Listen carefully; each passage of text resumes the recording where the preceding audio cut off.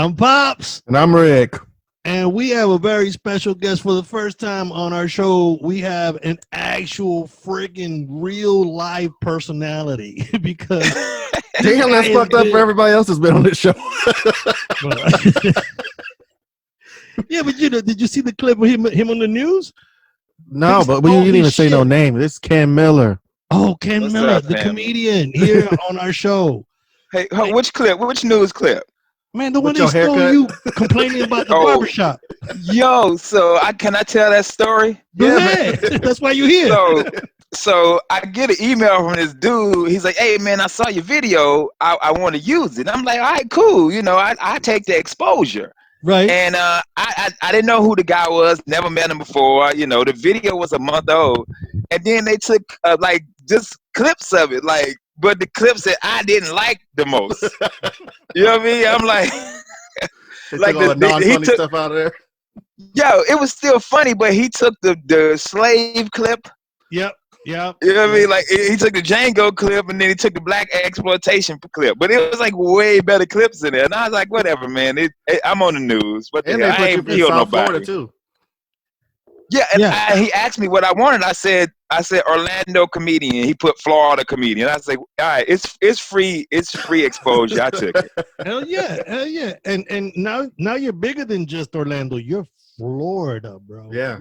I'm Florida, B. I'm US, baby. Everybody know me where I go, man. You know, yes, I got to wear a ball cap, man, like the Hollywood people. You know what I'm saying?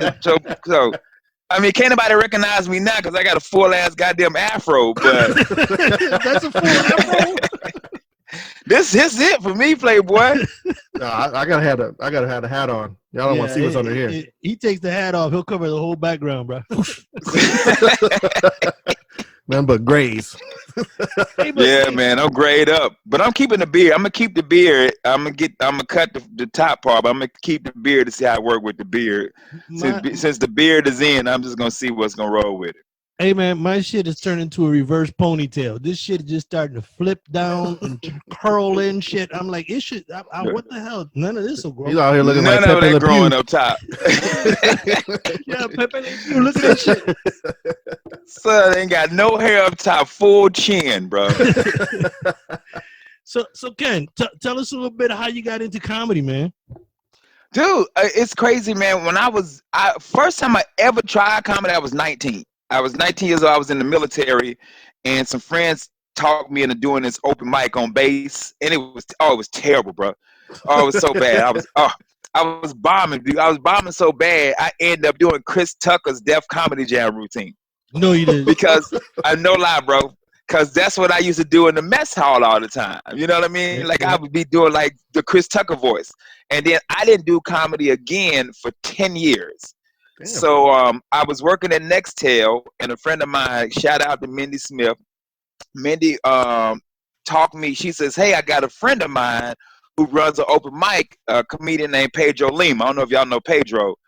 And Pedro Lima was the host of the open mic at the Why Not Lounge in Altamont. Okay, yeah, I know that. We know that place. Yeah, Why Not Lounge in Altamont. So, dude, I took a half day of work. I wrote a 5-minute routine, and on a Tuesday night, I think it was November 22nd, like 13 years ago, I went and I did an open mic, and I killed, like murder. I was so nervous, bro. I was shaking, and I couldn't get the mic in the stand, so I just dropped it. I just dropped it like bam, bitches. And then Pedro was like, "Hey, man, never do that again." And I was like, "Dude, I couldn't get the mic, and I was so nervous." He's like, "You did good, but I brought like 45 of my coworkers." He says, "Come back next week by yourself." And I came back the next week by myself, bro. I bombed so bad. Bad, dude. It was terrible. And then after that, B, as they say, the rest is history. And I've been doing comedy for 13 years. And that's how I truly got started, the Why Not Lounge, which is still hands down my favorite comedy club ever. Oh, really? I used to have a blast there. Yeah. We used to people watching is phenomenal. Bro, yo, phenomenal, man. The people watching is the best thing about that place, bro. The best thing about that place. Is it still open? No. The guy, when a dude bought the whole, because remember, it kept changing. It was like the Holiday Inn, and there was a Howard Johnson, and there was a Clarion. It was everything. But then the last people that bought it, they didn't want to run the club part no more, so they closed it down. So the bar part isn't even there. The club, all of it's been closed now. But it had to be about 4 or 5 years. That's how long it's been since I've been there, actually. Dude, I was the house MC. I was the house MC there for 2 years. Really? Yeah, that's how I built my act. I built my act there because when I started comedy, like right now, it's so many avenues to get on stage here in Orlando. Right. Like I'm so proud of the scene now. But when I started, we had 2 open mics, Why Not Lounge and Austin's Coffee Shop in Winter Park on Sundays. So you had Sunday and Tuesday. Yeah. And that was it. And then the Improv, when it was downtown, they had an open mic once a month, but you had to call. This before the internet popped up. You had to call and be like, hey, can I get on? And they were like, yes. You had to be like the first 15. And then you had to pay $25. You had to get on their to get on their open mic. But now this when I first started though, bro. Yeah. But the best comedian won $100. Oh, okay. So you could flip your money. So you had to go win. So back then it was this comic named Uncle Ray, old white dude, used to do a bunch of street jokes. This motherfucker won every month because he was an old white dude, and everybody always was rooting for this dude, like all the time. He's like, yo, he 96 and he on stage, he gotta win. And that's how I got in with the Improv. I would go there all the time. I would just hang out, as a comic, you just hang out. And that's how I got in with the Improv. Then it closed, and then it opened back up on I Drive now. So that's now my home club. Nice. Yeah, I miss it, man, and I'm sure you do too. Yeah. Oh man, I miss Why Not. Why Not? It was just. It's hard to explain to people who've never been there because it was a legit comedy club, and then afterward it turned into a club for old people. Yep. All the young people just left. All young people at the comedy club left, and then it was like, I'm telling you, one night I'm there, and this lady walks in with a full ass oxygen tank, and I'm like, yo, remember the guy that had the crutches? Yes, he was there all the time. He had been there since the 70s. And I'm like, when he died, they wrote like this piece on him in Orlando Sentinel because he was like a staple at that club. He was always on the dance floor with his crutches. You know what I mean? And bro, I thought he owned it. I thought he was the owner of the club. I'm not lying. Bro, he was always there, man. Always, man. The thing was, I used to call that a Transformer Club. Because you walked in, to the comedy show, and everything was cool, and the people and everything was kind of really, really level, like you're there. But then you go to the bathroom after the comedy show is over. You go to the bathroom, you come back, and you're like, "Oh shit, what the fuck happened?" I'm telling you, it's the weirdest thing. And they flip the club. They take all the tables off the floor. And you be outside, comedians, you sell merch, and then you walk back in, and it's a club. And the craziest thing is, bro, I live right up the street from Why Not Lounge on Wildmore Road. I didn't even know there was a comedy club or a dance club there for the 2 or 3 years that I lived in Orlando. Oh, really? So when a friend of mine gave me the address and I got in my car, the GPS is like, you're like a half a mile away. I'm like, what? What? It's a comedy. Dude, I could walk, which I used to do when I got drunk. When I got drunk, I would walk home. But I was like, it's been a comedy club right under my nose all this time. I never knew it was there. And then it was my home club. It was my home club for a minute. Real quick, I want to do a quick shout out to my wifey. Today's her birthday. Oh, happy birthday! Thank you. Yo, you need to shut your door. This motherfucker got wifey walking in just randomly. Yeah, you gotta like check this out. Warning. Ricky is a whiz at cutting this shit. That don't mean that I'm going to. I get to choose what I want to stay in that shit. That's why you're the editor. I mean, you do get to choose. Yeah. I do have a door, just don't lock. It doesn't matter if you have a door. My grandma walked in a second now. Yeah, she will. Dude, that is hilarious, bro. I heard the voice. I'm like, who that talking? And she was like, hey, you need. Hey, this is we've had shows with the kids running in and out, and Daddy can ask you a question. Yeah, there's a good chance there's gonna be a dog barking right here. You know, it's crazy. So. Like I'm actually in my daughter's room. Like this is my daughter's room, so I come up here because I can shut the doors. There's light. I can close everything down. And like I said, you know, since the studios for Real Laughs is closed, we record at the house, and this is like the most soundproof room. Like I just got added to that show like 2 weeks ago. I saw that. Congratulations. Yeah, man. How's that going? Thanks. Yeah, man. Yeah, I would always pop up and you know and record with them, and then I was like, hey man, can the brother come do this forever? And they was like, yeah, and I was like, cool, and there we go. And so now I got radio, I got Steve Harvey. I'm doing all right, man. Yeah, man, you're doing good. I seen the Steve Harvey thing, man. That was cool too, bruh. You had to work that, didn't you? Dude, let me tell you about that. Let me tell that story. I love telling stories, by the way. Good. We like to hear. That's why you're here. Dude, that's why you're here. I got into that last minute. Mm-hmm. No lie, last minute. I'm on Facebook, and a buddy of mine, Mike Charette, another comedian, he posted like, hey, go vote for me for the Steve Harvey competition. Right. And I hit him up like, yo, what's this? He says, yo, go to this webpage. So I go to the webpage. They wanted clean comedy, blah, blah, blah. I said, cool. So I had my video guy, a cat named Kermit, he had to bleep the cussing words out in my video. So I uploaded that motherfucker last minute. I'm talking about like a minute before midnight. I put my video out.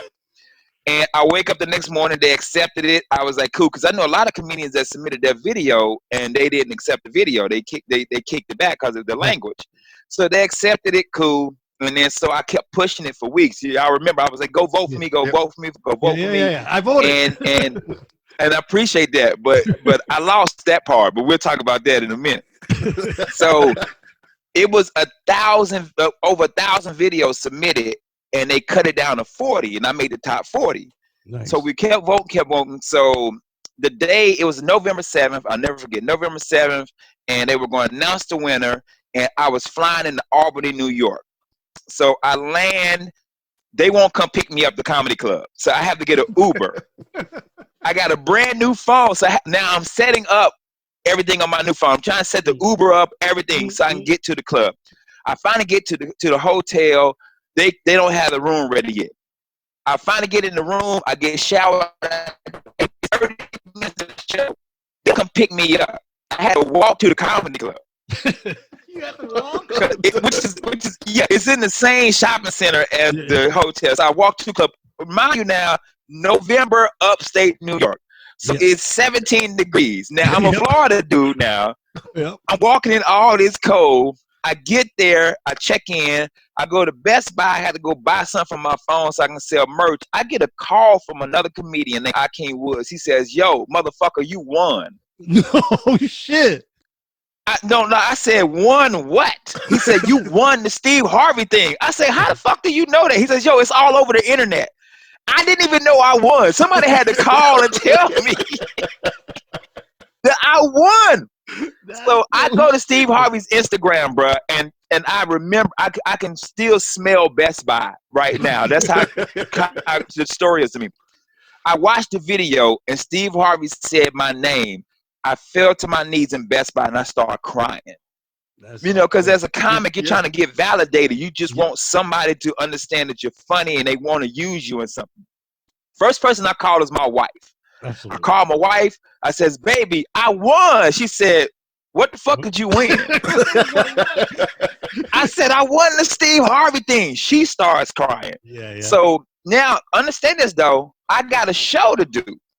I run back to the club. The manager's like, yo, you're about to go on. I've been looking for you. I said, yo, I just won the Steve Harvey thing. She said, what are you talking about? I show her the video. Yeah. She started crying. So we're all emotional. The MC brings me on stage. I do my set. Dude, I can't even remember the jokes. I can't even remember the set. It was 25. I just know I was up there for 25 minutes. When I was done, I was emotional. I tell the crowd, yo, I don't even know what the fuck just happened the last 25 minutes. I want y'all to know I just won the Steve Harvey stand-up spotlight. I get to go to L.A. meet Steve Harvey and sign with a talent agent, and they gave me a standing ovation. Nice. I walked off stage, bruh. I was still crying. The headliner came up. He was mad at me because he had to follow that shit. And the next person I called was my mama. I told my mama I won. My mama was like, "Oh, my baby gonna be rich. He can buy me a house now." Yep, of course. and then I won some money. I'm not supposed to go meet Steve, but this whole coronavirus thing fucked it up.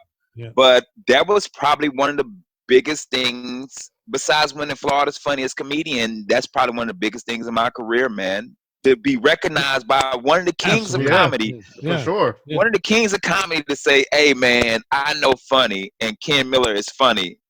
Bruh. Yeah. Hey, man. Career, y'all can't tell me. Right y'all can't tell me nothing. MVP trophy, baby. Motherfucker, that's my ringtone. My ringtone is hey man, hey, this Steve Harvey and y'all ain't, hey, Ken Miller funny. Hey, excuse me, y'all. My wife bringing me a drink. Oh, it's all good. You need to learn how to close your door. Yeah. Let's close hold up. Go ahead, baby. Hi. Hello. They said hello. I'm making fun of him because his wife bust in the room. You can bust up in the room. Hey, she we've been working. Been working on the yard, man. What else is there to do now? Like really? Son, that's I do. We've been working on the yard. We getting a new fence put in. My wife got me planting flowers, motherfucker. My wife wanted me to put sunflowers in the back. I'm like, those are expensive to take care of. I'm making any excuse possible. Yo, son, do you understand the amount of money I done spent trying to make a goddamn yard look good? Yes, I do. I'm like, yo, you better off in an apartment. Yes, or condo or something. You know what I'm saying? You ain't got to worry about none of that shit. Just cut but it looks amazing, man. I'm like proud of. Like I be out there. Me and my wife be out there every day, just like looking at it. Like, well, shit, you paid for it. Yeah, this shit and the sweat and tears. Yeah, bro. And then the neighbors come by. They're like, yo, your yard look, because it looked like shit before. Our house looked like the crack house, bro. That's my house right now. My neighbors are all retired around me, so their yards are perfect. Oh yeah, it don't matter how much work I do. I'm never gonna get there, so there's no point. There's no point. Motherfucker, hold up, pops. Let me talk to your son. Motherfucker, you been in the house for 50 days and you ain't did your yard. You ain't had shit else to do. I've done my yard. It still don't compare to them. They live out there. They retired for real. Like no. They are retired. I need to see a picture of it. Send me a picture of it. I need to see how bad it looks. Because it probably that was at the beginning when I had all my energy. No, but Ken, hey, I've been there, and I can honestly tell you that both sides, front and back, on sides, when you drive into the neighborhood, it looks like you're on a golf course. And then and then there's Ricky's yard. You know. Like, do people even live there? Yo, you got motherfuckers coming by your house like, man, I'm about to squat here. Oh shit, somebody live in this motherfucker. What? Man, you need to do something in your yard, son. The back part, though, we're working on the back now because I just bought a smoker. Oh. So I'm barbecuing. I done barbecued every day during the quarantine, bro. I'll be seeing that.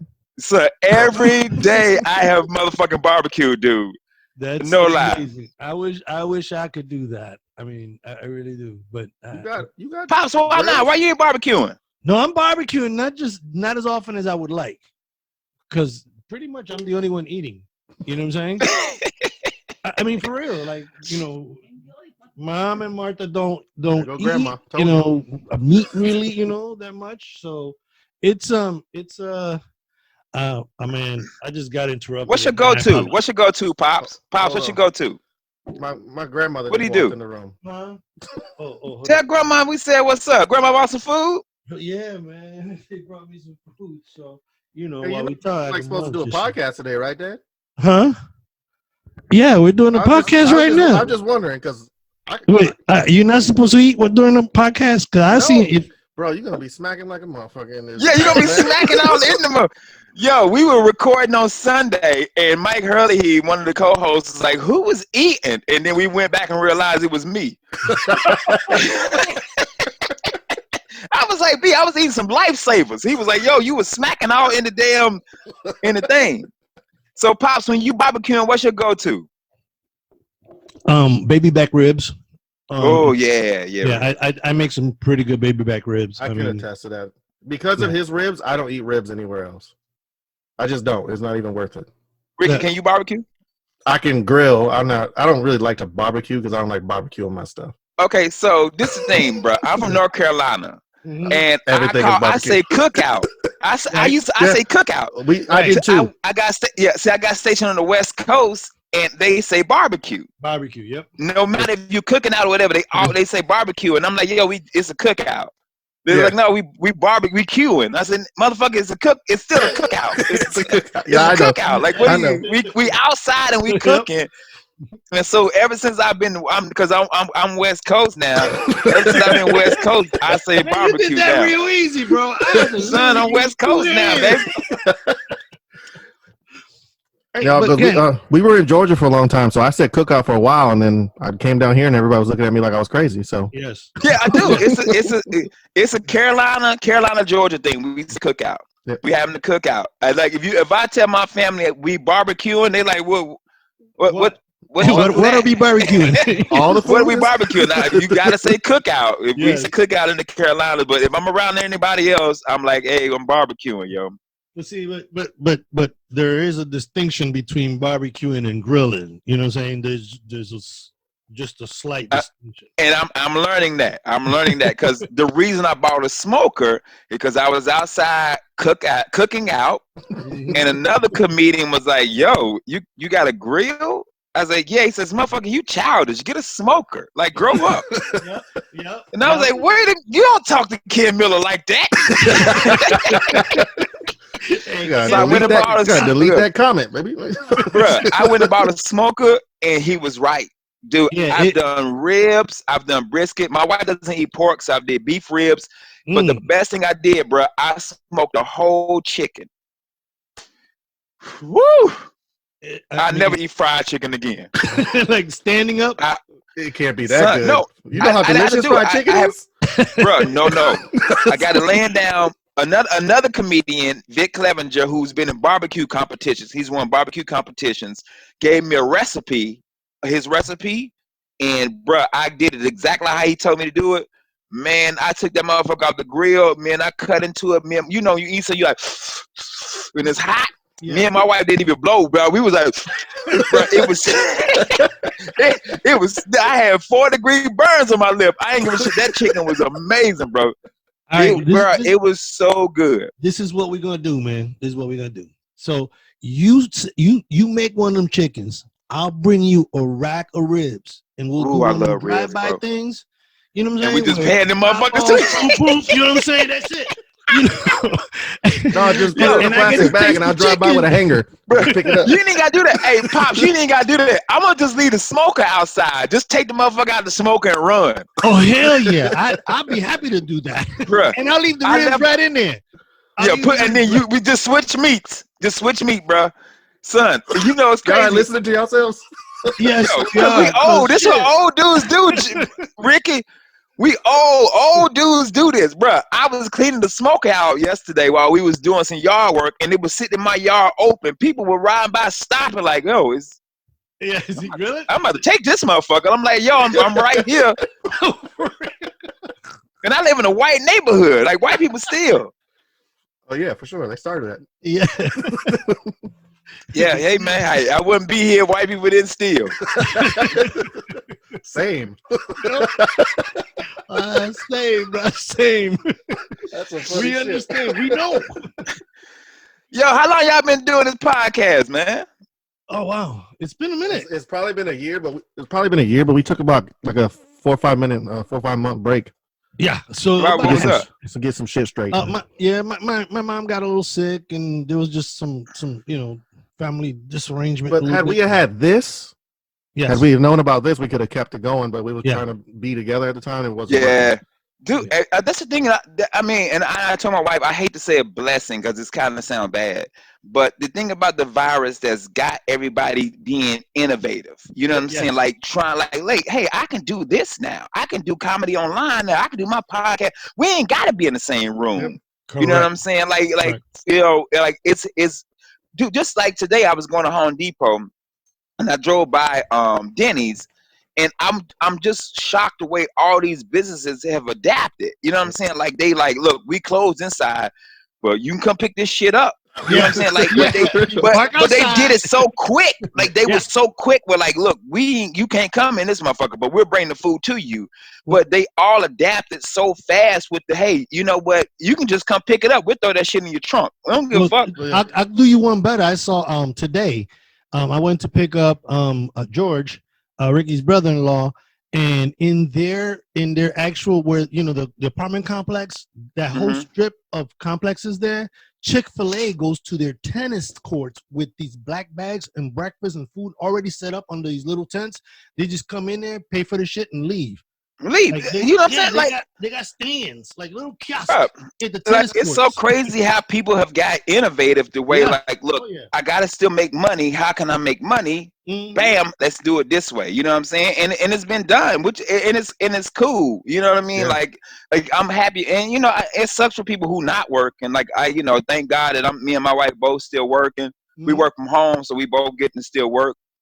So, you know, and everybody out there that ain't working, man, go ahead and sue unemployment. Sue them motherfuckers. Hell yes. I agree. 100%. Florida taking forever.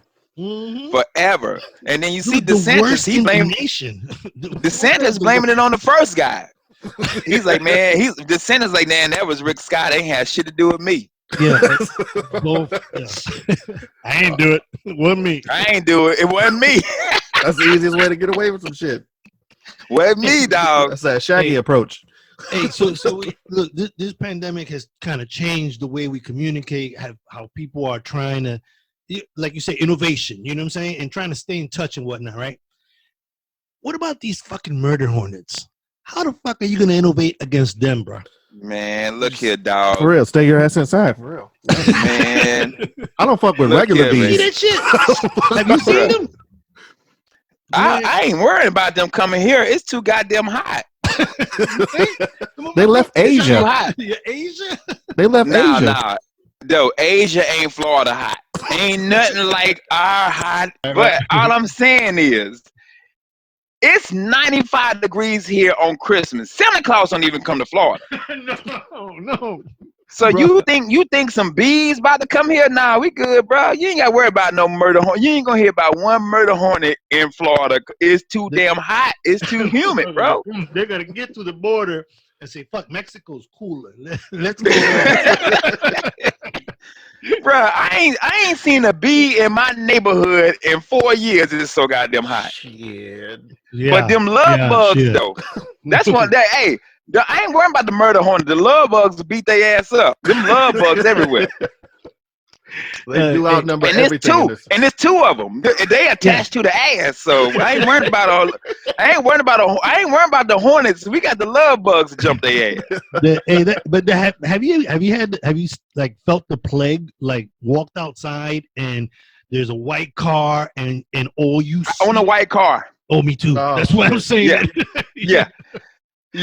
Which me and my wife just realized the other day. I'm like, yo, it's the car, baby. They so attractive because I'm outside smoking a cigar. She outside having a mimosa, and then it's love bugs everywhere. And I'm like, it's the car. Yeah, it's the car, and I'm just killing them. I'm killing them. Like I might be a serial killer because I set a couple of them on fire. And they say that means you're a serial killer when you kill animals like that you might be a murderer. Well, then we I don't consider love bugs animals. I know I've set fire to them. So. I set fire to them motherfuckers. So that's why I'm not worrying about the hornets because I know the love bugs gonna beat their ass up. You know how Africa got the lion and then the hyenas, and there's more hyenas than lions. Yes. Bam. We good. One of those.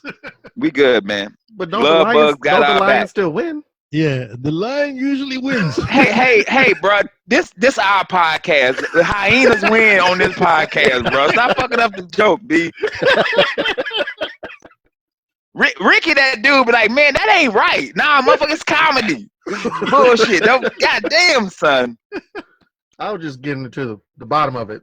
This motherfucker, dweeb with your X-Men background, like a nerd. Wrong. It's wrong already. Wrong already. Let me correct your shit. Marvel. Bro, I was watching Iron Man today. I watched all 3 Iron Mans today. That's disappointing. The last one was horrible. Yeah, but still. Did you like? Hold on, let me ask you. Did you like number 2? Because people hate 2, and I love 2. No, 2 was good great. for me. 2 was great. Yeah.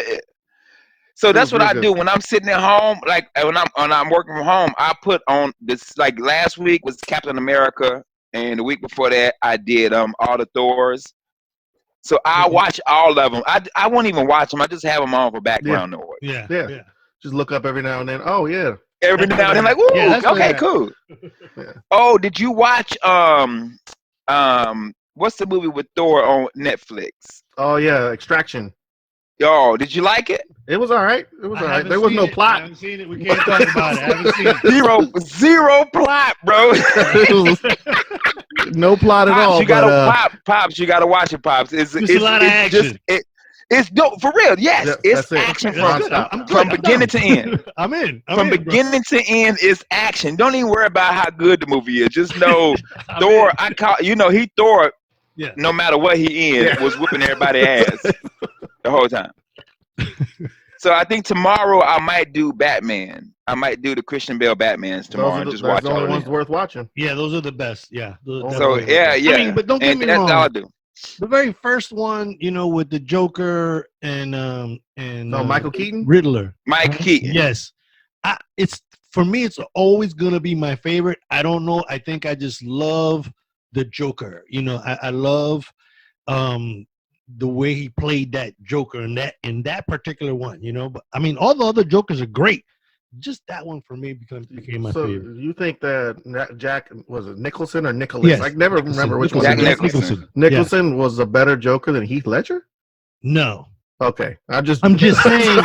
I'm just saying that Jack played a good Joker. Cartoon. He played a good Joker for cartoon because that Batman was cartoony. Yeah. He was a cartoon. Christian Bale was more of a graphic novel type Batman Joker.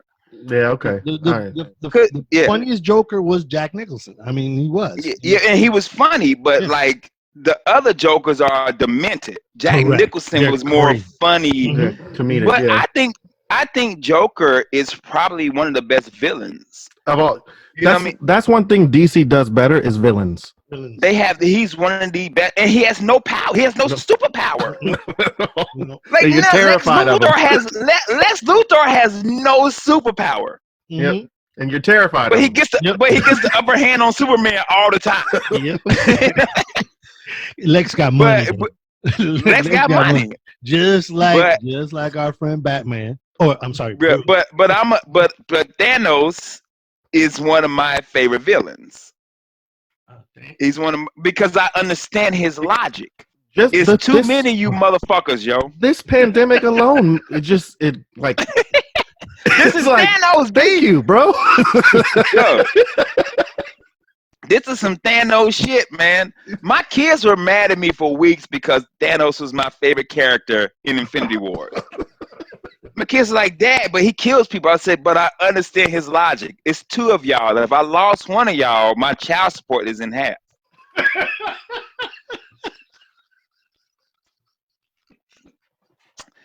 They didn't laugh. They didn't laugh at all. I thought it was hilarious.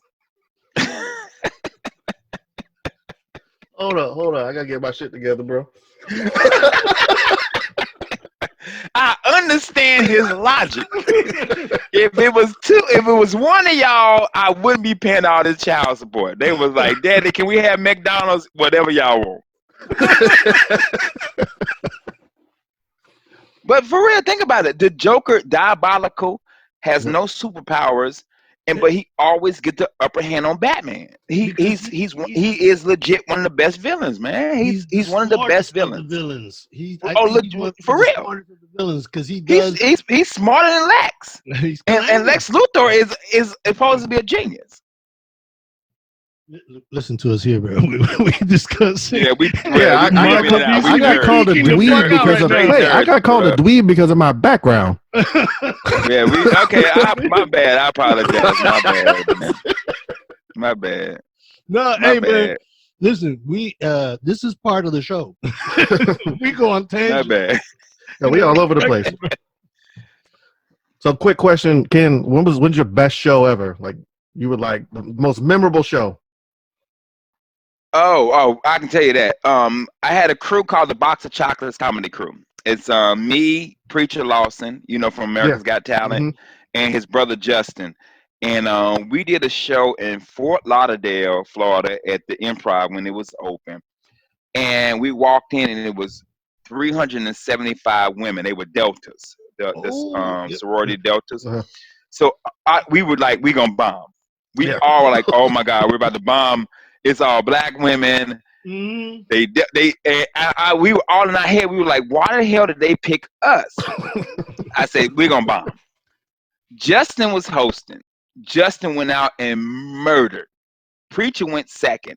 Preacher murdered. I said, I got their ass. I went out. I was killing, bro. It was one lady that wasn't laughing at all. And I looked at her and said, ma'am, why are you not laughing? She said, because you cuss too much. I said, oh, because you saw Preacher. You thought it was going to be a clean show? You didn't know Ken Miller / Going to Hell is going to be here? Bruh, she started dying laughing, stood up and started clapping. And then I had her from there. And then we destroyed. Like, we killed that club so bad, I told everybody, I said, y'all got to rebuild this motherfucker. Bring it back. It was that good. And then my second favorite show, Why Not Lounge. It was me and a comedian named Nat Baymel, a comic out of Orlando. Out of Orlando, he lives in LA now. We destroyed the Why Not Lounge. It was just like, no matter what you said, they were just like, It was just, but those two will be my two favorite shows of all time. But I've also bombed, like bad. Which one was the biggest one? Which one was the biggest one? Like most amount of people, like expectations. I'm gonna give you two because I got two of them. The first one was I did a youth group at a church. Oh no! But they didn't tell me it was gonna be a church. Oh no! So it was at Bethune-Cookman. It was at Bethune-Cookman in Daytona. Bruh, so I drive up there, I get there, we go meet the dean of students. He says, hey, they wanted a rapper, we couldn't afford one, so we hired y'all. And by the way, you gotta be clean. It's a church show. I was like, oh shit. So I go out there, it's me, Preacher, and another comedian, Ralph Laguerre. And I said, I host, because didn't nobody want to open. I said, I host the show. I go up, y'all. Bomb. I am bombing for 20 minutes. I'm trying. And you understand, at the time, I had to be 38. Everybody in the crowd, 19 years old. Oh. So they wanted a rapper. They wanted a rapper. I'm bombing. Not clean Lil Wayne. At all. I bring up Ralph Laguerre. He bombed. Before I bring Preacher up, I'm pissed. I do the dirtiest street joke I could think of. Got all kind of cuss words in it. Because I'm mad. Yo, I did that shit. They erupted in laughter. They were dying. Before I brought Preacher up, I said, you know what, man? Fuck y'all. Next comedian coming to the stage, preach at the church, B. I'm in the church. I bring Preacher up. Preacher's like, yo, y'all made Ken mad. Preacher destroys. Nice. The whole ride back to Orlando, 45 minutes. He's like, yo, because he's called me Superman. He says, I didn't know you can bomb. Superman bombed. Oh my God. We got to open mic. Preacher ran in there to tell everybody how bad I bombed. My next bomb story. I've been doing comedy 3 years at this time. I got the audition for Def Comedy Jam, which for every black comic is like the pinnacle for black comics. Absolutely. So I get an audition. It's at Taboo. Taboo nightclub Oh, downtown, Yes, yes. which is the Beecham The now. Beecham. The Beecham, yep. Yeah. I will not Man, step foot in there. Bonkers Comedy Club, Bonkers, which was Wild Island, Bonkers Comedy Club put it together. So it's 17 of us. We get there, it's packed, y'all. It got to be 300, 400 people in there. The host was J Love from 102 Jam. Yep. And he was bringing people. Everybody was bombing. The crowd, it was just silence. I said, I got these motherfuckers. I ain't worrying about this shit. This is my crowd. Bruh, bombed. I'm talking about they was like this. You ain't funny. I was bombing, bruh. I was bombing so bad they cut the music on. Oh, man. J Love danced me off stage. You know that? Remember when he used to do this? This motherfucker danced me off stage. The guy that booked Bob Sumner, who books Def Jam, waves me over. He says, "Boy, you funny. Man, you was funny. You just ain't Def Jam funny." And then shoots me away in the back corner, crying my eyes out. Another comedian named Carmen Valone walks up to me and says, "Hey, man, you good?" I says, "Man, I bombed." He says, "Man, it wasn't that bad." I says, "Carmen, it was bad." He says, "Yeah, man, that shit was awful." And I cried more. Those are my two worst bombs ever, bro. So you think bombs are like joke based or crowd based? Like, you know what I mean? Okay, so Seinfeld says that when you bomb, it's the comedian's fault because you're doing the same set. Right. It's the same set. It's not like you're doing a different set. You're doing the exact same set. So it's the comedian's fault. But I've done shows where it's just been some crowds that ain't shit. You know what I'm saying? Yeah. Like I've done People shows come out like trying not to laugh. yeah, like I've done Crystal River, Florida, in a biker bar, and they don't want to see no black people. You know what I'm saying? Like Right. I've done shows in Ohio where they just don't want to see no comedy. You know, I've done shows. It was a club in Longwood. It was a cowboy bar. Goddamn. It's a cowboy bar in Longwood. 434. It's the corner 434 and Sun, and I can't remember the name of it. And it was a Friday night. It was at the happy hour. They just didn't want to see comedy. Yeah. They were like, "It's happy hour. What the fuck you talking for, bro? Like, shut up." To the point where I was doing jokes, and the guy kept talking. I said, "Can you be quiet?" He said, "Why?" I said, "I'm trying to do jokes." He said, "Don't nobody want to hear that shit." And I was like, "All right, well, I'm Ken Miller. Y'all have a good night." And I got off stage. So you can say it's the crowd, but a lot of times Seinfeld said, if you bombing, it's your fault because you've done that set, you've mastered that set, it's done good other places. You should be able to adapt that set to the crowd. So it just depends, man. I've had some shitty crowds, but for the most part, when I bomb, it's usually me. Because I've been to some shows and you can look in the crowd, you can tell there's people that's just there to see how not funny you are.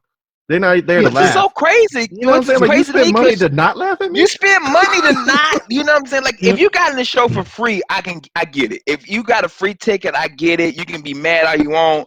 But if you spent $25, $30 just to come and be fucking pissed off for the night, like, you could have took that $30 and bought some pizzas. Like, stay home. You could have stayed home and put that $30 in your gas. Like, you could have did something other than came and booed me for the night. Hey, have you ever considered doing comedy like on a cruise ship? Nah.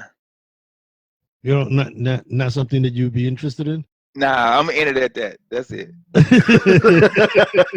Okay. Because there's a saying about cruise ship comics. That's it. I'm good. Oh, okay. All right. Hey, no, cool. I saw Thea on a cruise ship, so I get it. Who? Thea. Yeah. So I'm good. I'm good. Have you? My wife said I can't do cruise ships because I can't be gone away from her that long. Because the cruise ships are like a week or 2 weeks long, so you're gone for a minute. You stay on the boat? Yeah, you stay on the boat. Yeah, for I guess so, because some of them they fly out. It depending on the boat schedule. Yeah, depending on the boat. Yeah, when you first start though, you be on that motherfucker for a minute, yo. When you first start doing cruise ships, you be on a goddamn canoe. Just pulling you from. But I'm gonna end it at that because I can't say what I want to say because I'll get fucked up. Yeah, it's good, man. We got you, man. We got you. Hey, have you played outside of the U.S. at all? Have you gigged anywhere? No, have not been overseas yet. Nope, not been overseas yet. Nah. Have you? I would love to. I would love to, but what about? Yeah, I've done. I did. What's the USO? Air Force base in upstate? Oh, is McDill? Huh? There's a bunch of them on the Panhandle. There's a bunch of them. McDill. Yeah, in Pensacola. Yeah, I've done McDill. I did McDill Air Force Base. What's the one near Cocoa? Oh, Patrick. I did Patrick. I did those two. So I've done those two. Nice. I used to run comedians through Fort Gordon. Man, I was stationed in Fort Gordon back in the day. So so then you were Army. Yeah, I was gonna ask. 100% Army. Yeah, I was Army. Yeah. I was stationed in Fort Gordon from 95 in 95. That was my we were there. AIT. Yeah, we were there.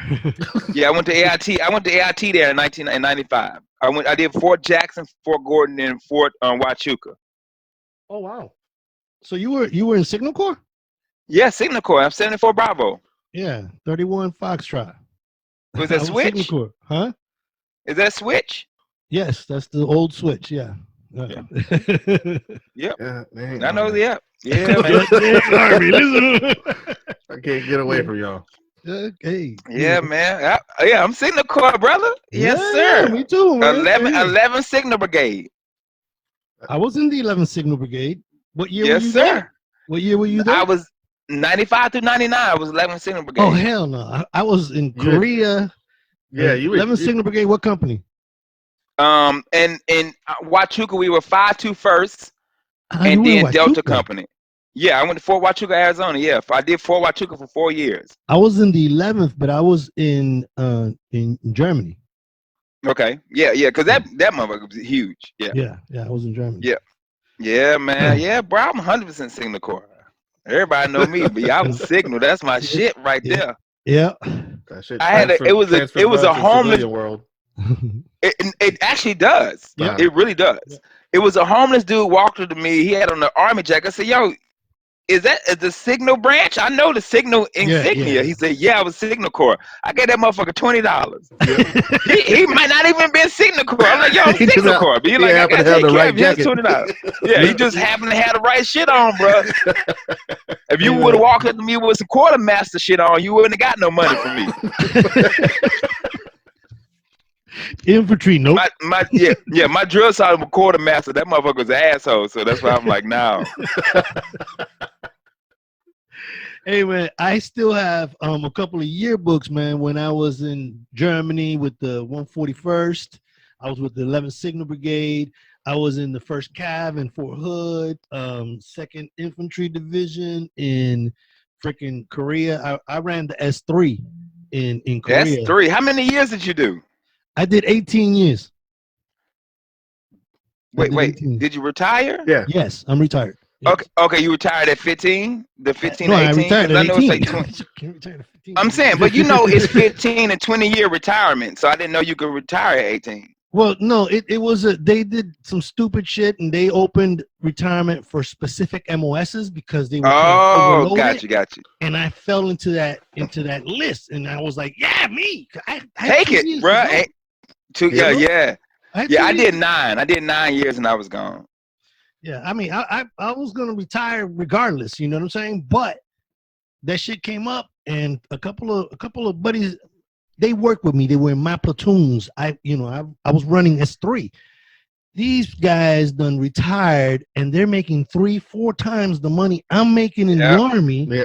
You know what I'm saying? And they're dumbasses. They're literal fucking dumbasses. I got their charts. I can prove it. Hopefully they don't watch this motherfucker. I don't give a fuck. I still call them dumbasses. Shit. I called them dumbasses at work when they retired. You lucky motherfucker, because you know you ain't qualified to work there. But you're making $125K. Damn, good for you. Shit. Yeah. You know? That's crazy. My last duty station, I worked White House Communications in DC, and people who would get out of White House communication they were making 4 or 5 times as much as you were making in the military. So you couldn't blame people for getting out. Easy. Absolutely. You couldn't blame people for getting out. Like, hey, I can get this retirement check, or I can get this government job that's gonna be 5 times more than my retirement check, and still get them type of benefits. Correct. You can't be mad at that. Yeah, the same thing. When I was on a sub, a nuke on the sub, and that's how they were trying to keep us in, because after 4 years, they were trying to give us a 6-year enlistment and drop 100,000 on us immediately, because they knew how much we were going to make when we got out, and we were like, "Nah, I'm good." Hold up, time out. You a submariner? Yes. Oh my God, you a weirdo, bro. Them motherfucking submariners, the weirdest people I've ever met, bro. No, the ones that were on there for their entire career. Yes. Not me. Oh. I was out that motherfucker. I was stationed with a dude. I was stationed with a dude in DC that was a submariner, and I'm telling you, I was like, "Yo, what the fuck is wrong with this guy?" And another, because in White House communications joint, so it's Navy, Army, Air Force, Marine. Yep. I said, "What's wrong with this dude? Why he act like that?" He said, "He's a submariner." And ever since then, if I met somebody with a submariner, I'm like, this motherfucker's a weirdo, bro. They all weird. Yeah, they are completely. I had a friend of mine. A friend of mine. He was a groomsman in my wedding, and I was a groomsman in his wedding. He was on a USS Cole when it got bombed. Damn. Yeah. Oh shit. Yeah. A lot of my buddies are military guys, man. I don't know. It's just something about military people. We can sense each other, and we just goddamn flock together. We're crazy, and we're all crazy. You got to be crazy to go to. You got to be crazy to say, "Hey, I die for this country." Yeah. You gotta be a little bit of. I die for anything other than anything. If you went for a job interview at Microsoft and you had to swear in, it's like, "Hey, would you die for Microsoft?" Yeah, you gotta be a little crazy to die for something. Yep, exactly. You gotta be a little crazy. Exactly. For anything other than yourself. If you kids, kind of. So if you like, dog, I'm good. I ain't dying for them motherfuckers either. I ain't dying for them either. I love my kids. Hell, I named one of them motherfuckers after me. I still won't die for their ass. Part 2. Oh man, you motherfuckers got me for 2 minutes. What's up? I gotta go listen to my radio show. Oh shit. Yeah. Hey man, so we can close out, Bobs. Yeah. Hey, let's do this, Bill. Real quick. You got any plugs? You got any shows coming up? Anything going on? Nah, motherfucker, I'm home. I know shit. But the radio show. Are you doing anything that I ain't got shit, motherfucker. I ain't going nowhere till July. Next time y'all see me, it's gonna be Independence Day when the aliens come. So we had COVID. We got killer goddamn hornets this month. In June, white people gonna be riding around shooting black people who running. And then July, the aliens coming, and then that's it. Then it's gonna be Revelations, baby, the 4 horsemen.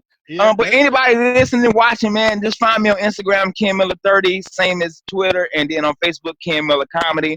Follow me, I will follow you back. I'm not that famous. Me either. None of us are. Hey man, we appreciate you coming on, man. Hey man, thanks for having me, family. Y'all be good, man. Hey, I'm Pops, and I'm Rick. Good night, thanks for coming. Appreciate it, Ken. Yeah, man. All right, brother. Y'all be easy, man. I'm about to go eat and go listen to myself on the radio.